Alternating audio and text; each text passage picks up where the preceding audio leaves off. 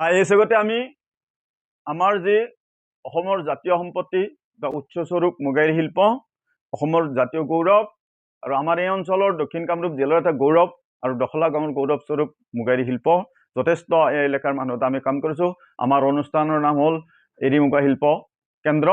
এই শিল্প কেন্দ্ৰ ইতিমধ্যে আমি এটা অসম তথা ভাৰত তথা বহিৰ ভাৰতত আন্তঃৰাষ্ট্ৰীয় পৰ্যায়ত কাম কৰাৰ বাবে আমাৰ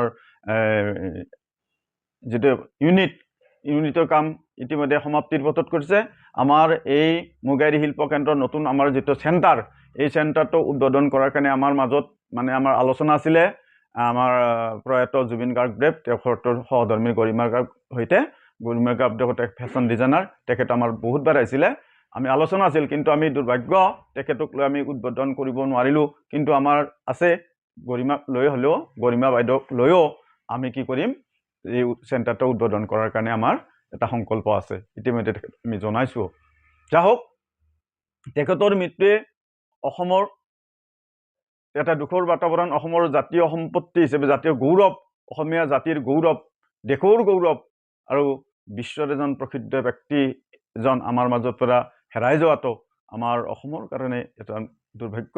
তথাপিতো তেখেতৰ জীৱন বৃত্তান্তই এইটো প্ৰমাণ কৰি দেখুৱাইছে, মানুহে মানুহৰ সেৱাৰ হকে কাম কৰিলে মানুহে যে বিশ্ব মানৱে এটা দেৱতাৰ নিচিনা সন্মান দিয়ে, তেওঁ যে সকলোৰে হিয়াৰ আঙুঠি হ'ব পাৰে, এই কথাটো তেখেতৰ জীৱন বৃত্তান্তই কৰিছে। গতিকে আমি তেখেতৰ আদৰ্শৰে আদৰ্শিত হৈ তেখেতক আদৰ্শ কৰি লৈ প্ৰতিজন আমিও যেন মানৱৰ সেৱাত কাম কৰিব পাৰোঁ। তেখেতে গোটেই জীৱনত কিমান টকা পইচা উপাৰ্জন কৰিছিলে, সকলো পইচাখিনি মানুহৰ সেৱাৰ হকতেই লগাইছিল, যাৰ কাৰণে তেখেতে টকা হাতত মানে টকা পইচা তেওঁৰ উপাৰ্জন সমস্ত তেওঁ হাতত নিজেই চলাব নিবিচাৰিলে, তেওঁ আনৰ দ্বাৰাই চলালে আৰু আনৰ সেৱাতেই টকা পইচা লগাইছে। সেইকাৰণে আজি কি দিছে, আজি মানৱ সমাজে তেখেতক মানৱ দৰদী, মানৱ কল্যাণৰ হতা আৰু বিশ্ব কল্যাণৰ যজ্ঞত নিজতে আহুতি পাইছে, যাৰ কাৰণে আজি আমাৰ জাতিৰ গৌৰৱ আৰু ভাৰতৰ গৌৰৱ আৰু বিশ্বৰ এটা প্ৰসিদ্ধ ব্যক্তি হিচাপে পৰিছে। আমাৰ গোটেই ভাৰতৰ নমস্য ব্যক্তিসকলৰ ভিতৰত আমি উল্লেখ কৰিব লাগিব ডক্টৰ আব্দুল কালাম ছাৰ, যিটো আমাৰ ৰাষ্ট্ৰপতি আছিলে।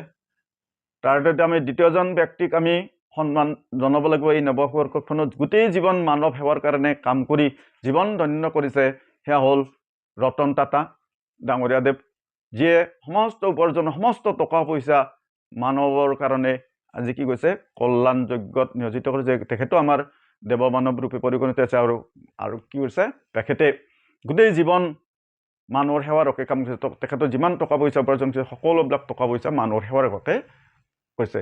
আজি তেখেত মৰিও কিন্তু অমৰ হৈছে। তাৰ দ্বিতীয়জন ব্যক্তি আৰু তৃতীয়জন ব্যক্তি হ'ল আমাৰ মাজত আমাৰ অসমৰ গৌৰৱ জাতীয় প্ৰয়াত জুবিন গাৰ্গদেৱ। তেখেতেও সমস্ত টকা পইচা সমস্ত উপাৰ্জন মানুহৰ কল্যাণতেই লগাইছে আৰু তেখেতে মানৱ সেৱাৰ কাৰণে বহুবিলাক অৱদান আছে। প্ৰতিটা কৰ্ম গান প্ৰতিভা সকলো দিশে তেখেতে মানুহৰ কল্যাণৰ কাৰণে লগাইছিলে। সেইকাৰণে আমাৰ তেখেতো এজন ভাৰতবৰ্ষৰ তিনিজন ব্যক্তি কিন্তু লেখক ল'বলগীয়া আৰু চিৰস্মৰণীয়, মানৱ সেৱাৰ কাৰণে নিজৰ জীৱন আহুতি দি স্বৰ্গপ্ৰাপ্তি হোৱা ব্যক্তি। গতিকে এইখনত মই নৱবৰ্ষৰ প্ৰাকখনত তেখেতসকলৰ ব্যক্তিত্ব, তেখেতসকলৰ কৰ্মৰাজিক শ্ৰদ্ধাৰে জ্ঞাপন কৰিছোঁ। তেখেতসকলৰ আদৰ্শৰে আদৰ্শিত হৈ প্ৰত্যেকজন ব্যক্তিয়ে যাতে মানৱ সেৱাৰ কাৰণে নিজকে অৰ্পণ কৰি সকলোৰে জীৱন ধন্য হয়, নিজৰ ধন্য কৰালৈ আনৰ জীৱনো ধন্য কৰিলেহে নিজৰ জীৱন ধন্য হয়। গতিকে এইখিনিও মই এই নৱবৰ্ষৰ প্ৰাকখনত কি কৰিছোঁ, আটাইৰে ওচৰত কৃতজ্ঞতা জ্ঞাপন কৰিছোঁ, সকলোৰে মংগল প্ৰাৰ্থনা কৰিছোঁ। নমস্কাৰ।